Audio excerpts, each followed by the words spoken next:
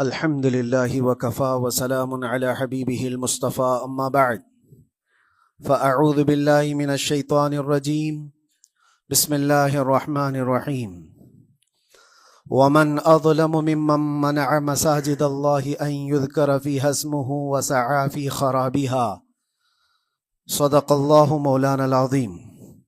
بارگاہ رسالت میں آپ صلی اللہ علیہ وسلم میں درود پاک کا ہدیہ پیش کریں۔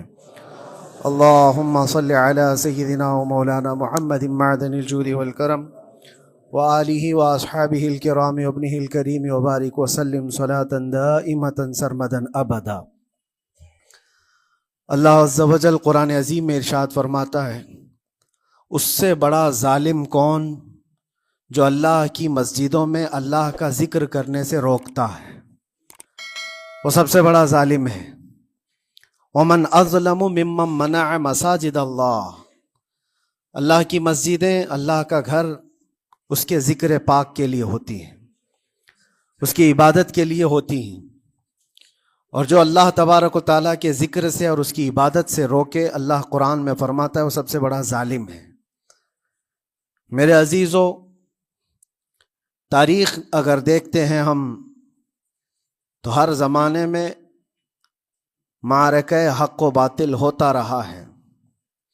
باطل طاقتیں ہمیشہ یہ چاہتی ہیں کہ اللہ کے ذکر کو روکیں، کیونکہ طاغوت شیطان جس کا ذکر قرآن میں ہے وہ ہمیشہ سے یہ چاہتا رہا ہے کہ اللہ کا ذکر کرنے والوں کو روک دیا جائے، کیونکہ اس نے اللہ تبارک و تعالیٰ سے یہ وعدہ کیا، چیلنج کیا تھا، لَأَقْعُدَنَّ لَهُمْ صِرَاطَكَ الْمُسْتَقِيمِ، اے رب میں تیرے سیدھے راستے پر بیٹھ جاؤں گا، ثُمَّ لَآتِيَنَّهُمْ مِنْ بَيْنِ أَيْدِيهِمْ وَمِنْ خَلْفِهِمْ وَعَنْ أَيْمَانِهِمْ وَشِمَائِلِهِمْ، اور میں اس سیدھے راستے پر جو بھی گزرے گا اس کو کبھی سامنے سے آ کر بہکاؤں گا، کبھی پیچھے سے آ کر بہکاؤں گا، کبھی دائیں سے کبھی بائیں سے۔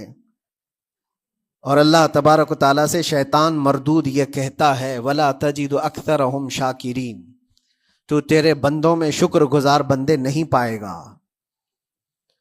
مطلب یہ ہے کہ ابلیس لعین مسلسل یہ کوشش میں ہے کہ اللہ تبارک و تعالیٰ کے بندوں کو اس کے ذکر سے دور کرے، اس کے شکر سے دور کرے۔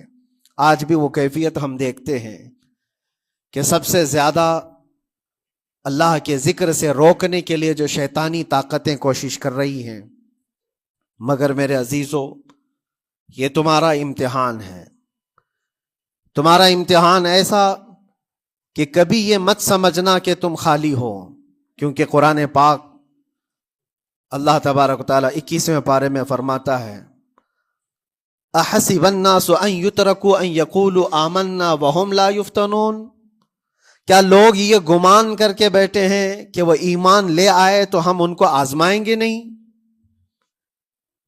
یا ان کو چھوڑ دیا جائے گا؟ جو ایمان لایا ہوا بندہ ہے وہ آزمایا جائے گا۔ ایمان اگر تمہارے پاس ہے تو تمہیں امتحان سے بھی گزرنا ہی ہوگا۔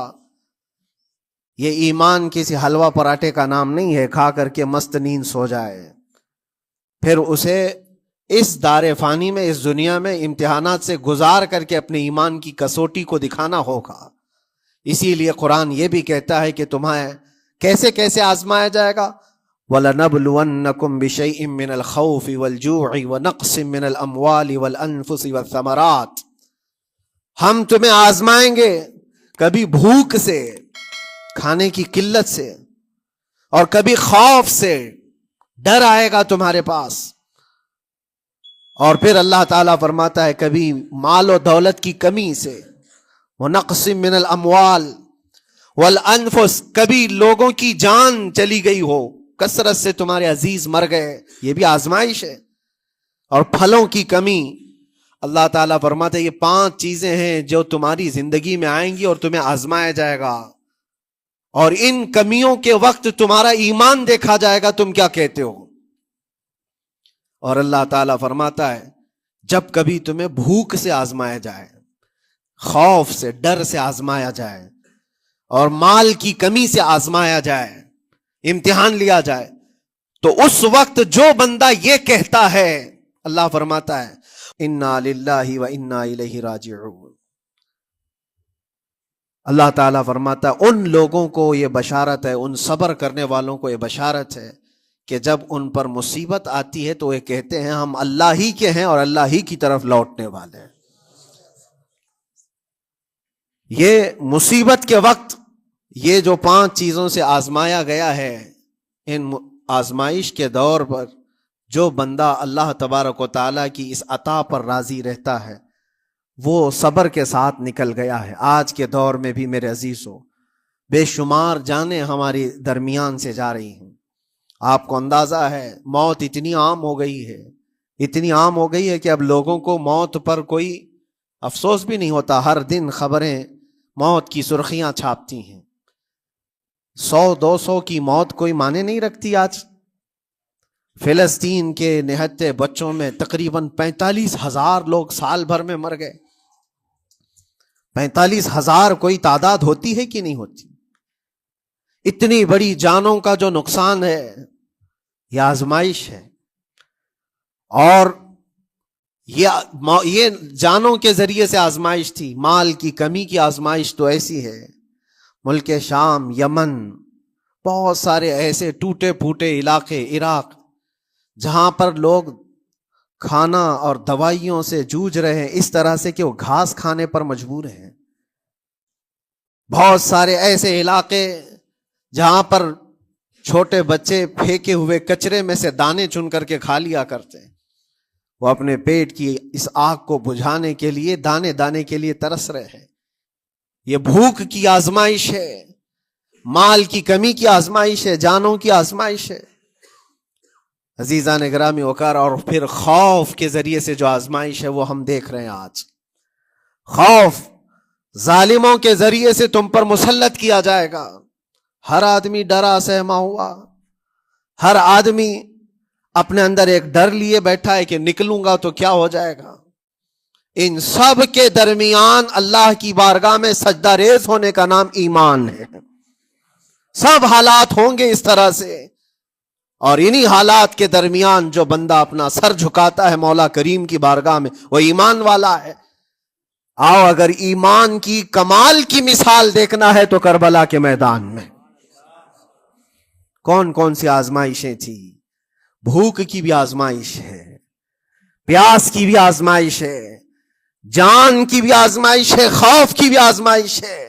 سب چیزیں ایک ساتھ کربلا کے میدان میں آئی۔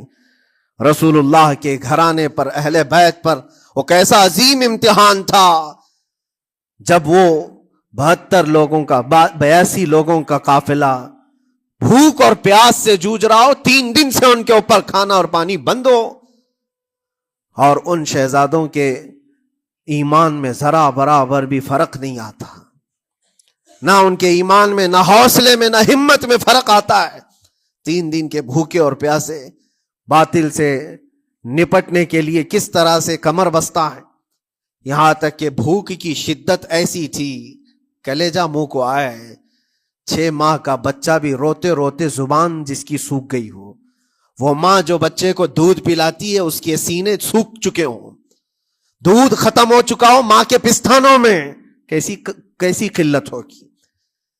پانی کا ایک قطرہ ان کے گھر تک نہیں پہنچ پاتا، ماں اپنے بچے کو دودھ نہیں پلا سکتی تھی۔ اس سے زیادہ کیا آزمائش تھی؟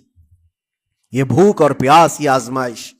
پھر جانوں کی آزمائش تو ایسی، اللہ اکبر، 56 سال کی عمر کا وہ شہزادہ عالی وقار، سیدہ کائنات فاطمۃ الزہرا کا نور نظر، امام عالی مقام سید الشہداء امام حسین رضی اللہ تعالیٰ عنہ، جب میدان کربلا میں لاشوں کو اٹھاتے تھے، کتنی لاشیں اٹھائی، کبھی بیٹے کی، کبھی بھتیجے کی، کبھی بھانجے کی، کبھی بھائیوں کی، کبھی عزیزوں کی۔ میاں ہم اپنے گھر سے نکلنے والے ایک جنازے کو اٹھاتے ہیں تو 8 دن تک ہمارے اندر سے ہوش نکل جائے۔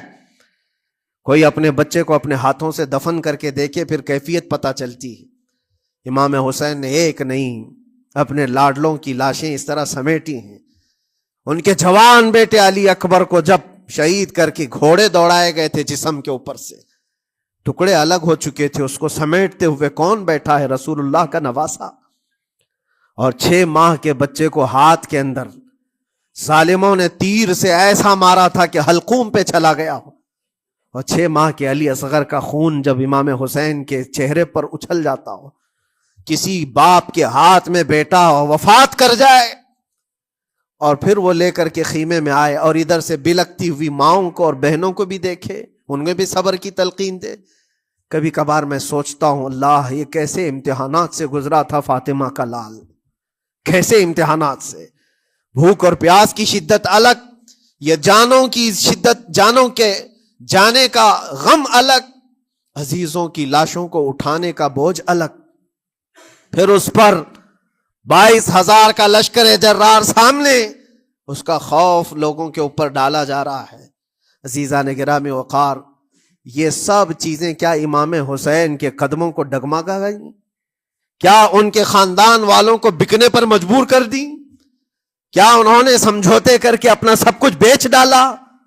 ایک خیمے کا بچہ بھی، خیمے کا ایک بچہ بھی امام حسین کا نکل کر کے آیا ہو تو مجھے تاریخ بتا دو. بلکہ تاریخ تو آج یہ کہتی ہے سرداد نہ داد دست در دست یزید، حقا کے بنا لا الہ است حسین. سر دے دیا مگر ہاتھ یزید کے ہاتھ میں نہیں دیا. حق تو یہ ہے کہ لا الہ کی جڑ کا نام حسین ہے.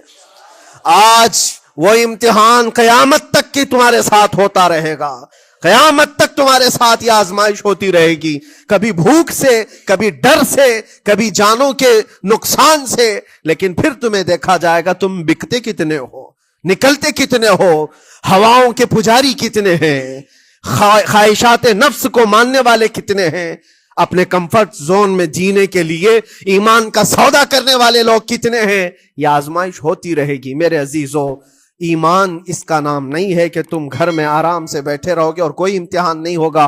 امتحان تو ہوگا، آزمائش تو ہوگی.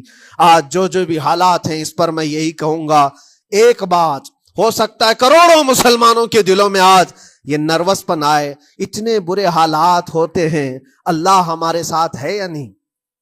اللہ ہمارے ساتھ ہے یا نہیں؟ ایمان ہمارا صحیح ہے یا نہیں؟ اسلام صحیح ہے یا نہیں؟ یہ شک بھی شیطان تمہارے دل میں ڈالتا ہے.